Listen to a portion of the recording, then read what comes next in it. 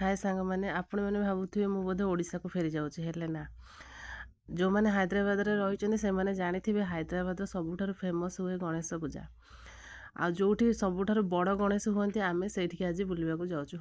Husband wife ବାହାରି ଗଲୁ, ଟ୍ରେନରେ ଯିବାକୁ ପଡ଼ିଲା ଆମକୁ।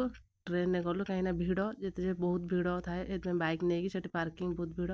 ଦେଖିପାରୁଥିବେ କେତେ ବଡ଼ ଗଣେଶ, ଖରିଦାବାଦରେ ଏଇଟା ଅବସ୍ଥିତ। ତେଣୁ କରିକି ବହୁତ ବଡ଼ ଗଣେଶ ଏଠି କାଳେ ହୁଅନ୍ତି। ତ ମୁଁ ତ ଜାଣିନଥିଲି, ମୋ ହଜବେଣ୍ଡ କହିଲେ, ଆମେ ସାଙ୍ଗ ହେଇକି ଗଲୁ। ସେ ଜାଗାରେ ଆମେ ଦେଖିଲୁ, ଲାଇନ୍ ଦେବାକୁ ପଡ଼ିଲା, ବହୁତ ଭିଡ଼। ଆମେ ଲାଇନରେ ଯାଇକି ଦେଖିଲୁ। ତାପରେ ଏଠି ମେଳା କିଛି ପଡ଼ିଥିଲା, ମେଳାରେ ବି ବୁଲାବୁଲି ଟିକେ କଲୁ। ପୁଣି ମନ ବୁଝିଲାନି, ପୁଣି ଆମେ ରିଟର୍ଣ୍ଣ କଲୁ ଆଉ ଥରେ ଦେଖିବା ପାଇଁ।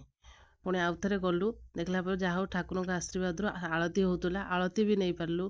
ଭଗବାନଙ୍କର ଯାହା ଇଚ୍ଛା, ଯାହା ହଉ ଆଳତି ନେଇ ଚାଲିଲୁ। ତାପରେ ଆମକୁ ସେଠି ବି ପ୍ରସାଦ ଦେଲେ ପାଇବା ପାଇଁ, ପ୍ରସାଦ ବି ପାଇଲୁ। ବହୁତ ସାରା ଲୋକ ଆପଣମାନେ ଦେଖିପାରୁଥିବେ, କାହିଁକିନା ସେଠିର ହାଇଦ୍ରାବାଦର ସବୁଠାରୁ ବଡ଼ ଗଣେଶ ହେଲା ସେଇଠି ଅଛନ୍ତି, ଖରିଦାବାଦରେ। ତାପରେ ଆମେ ରିଟର୍ଣ୍ଣ କଲୁ ମେଟ୍ରୋରେ, କାରଣ ଆମେ ଯେଉଁ ଟ୍ରେନରେ ଯାଇଥିଲୁ ସେଟା ଲେଟ୍ ଥିଲା, ସେଥିପାଇଁ ଆମେ ମେଟ୍ରୋରେ